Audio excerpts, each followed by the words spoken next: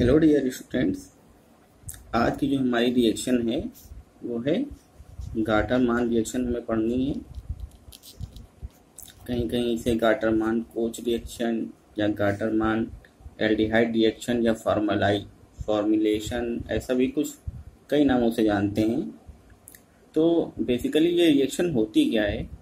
इस रिएक्शंस में हम बेंजीन या उसके डेरिवेटिव्स को हम कन्वर्ट करते हैं बेंजल्डिहाइड में, यानी बेंजीन के ऊपर हमें किसी प्रकार से कई सारी प्रोसेसिंग के थ्रू हमें एल्डिहाइड ग्रुप लगाना पड़ता है।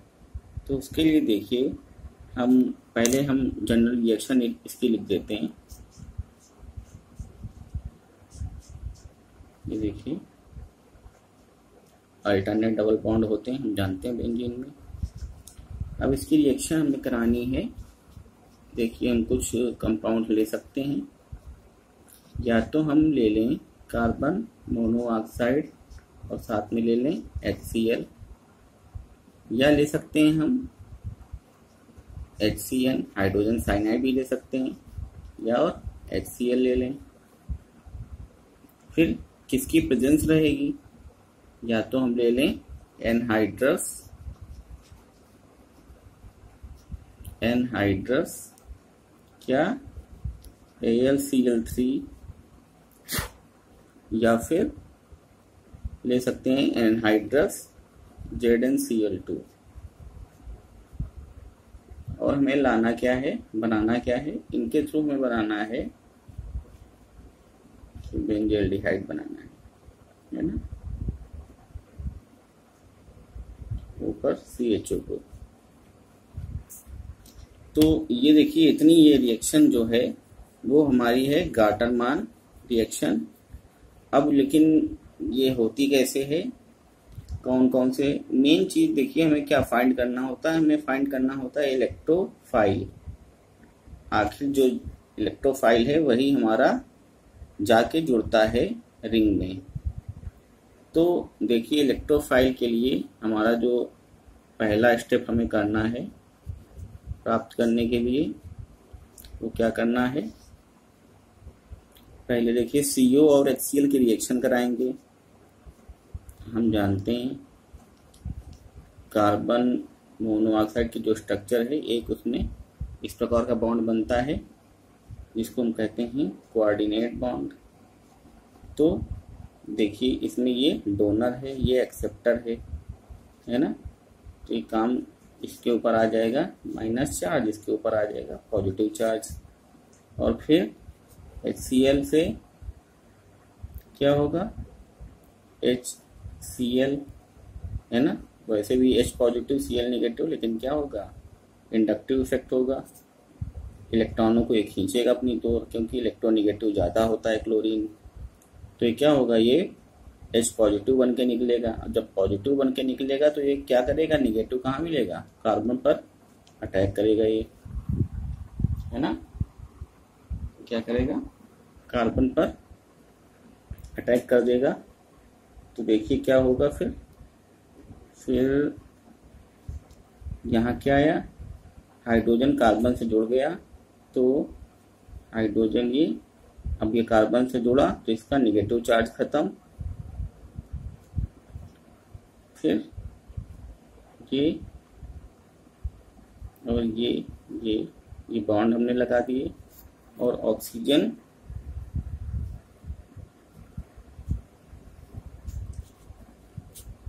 के ऊपर पॉजिटिव है ना, और साथ में Cl क्या है? निगेटिव है।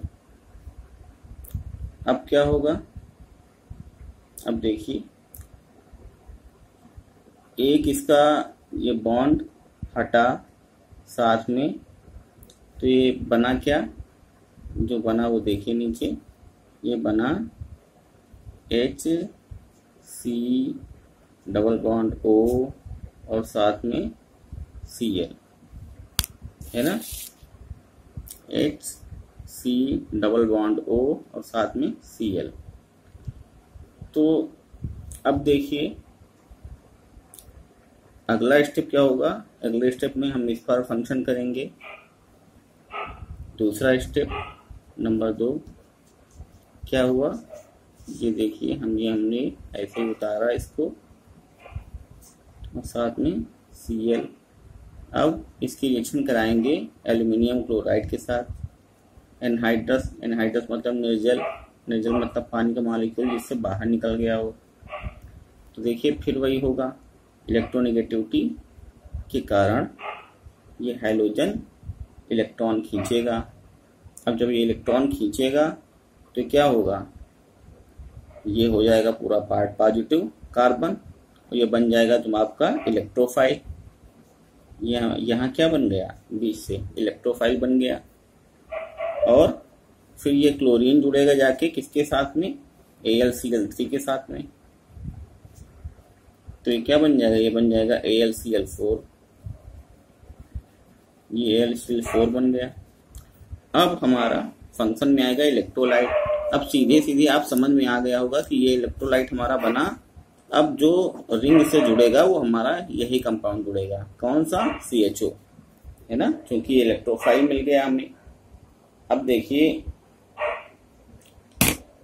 या तो इसको सीधे हम जोड़ सकते हैं, लेकिन अगर ये कैसे जुड़ा रिंग पर, उसके लिए हम अब क्या करेंगे, अब बेंजीन रिंग पर फंक्शन कराएंगे, है ना। देखिए ये रिंग है। अब ये रिंग क्या करेगी, ये रिंग इस कार्बन पर अटैक करेगी। अब अटैक करेगी तो क्या, ये जुड़ेगा। ये जुड़ेगा तो यहाँ पहले से एक हाइड्रोजन हमारा विद्यमान है ना। अब ये जब हाइड्रोजन निकलेगा तो यहाँ से क्या होगा, ये बॉन्ड हटेगा, है ना। और अब जब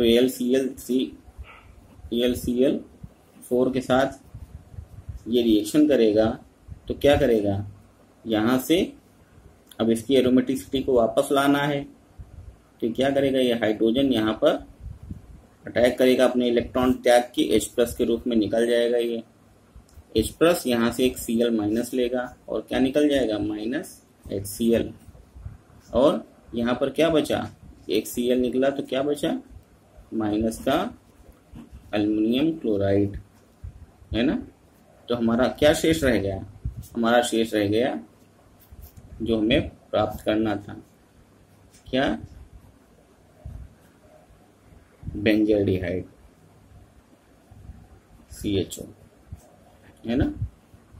इसका क्या नाम है, इसका नाम है बेंजल्डिहाइड।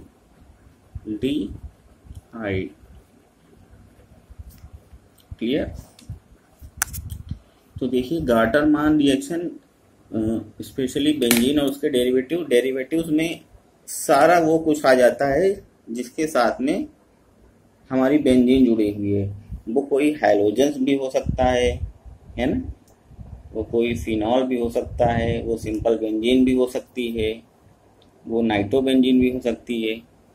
तो ये मतलब है, आप किसी एक रिएक्शन पर कोई क्लेम नहीं कर सकते कि हाँ ये गाटरमान रिएक्शन है तो ये फिनॉल के साथ ही होगी या बेंजीन के साथ ही होगी, है ना। बेंजीन या उसके डेरिवेटिव्स में कुछ भी आ सकता है। तो उम्मीद है आप लोगों को ये रिएक्शन अच्छे से समझ में आई होगी।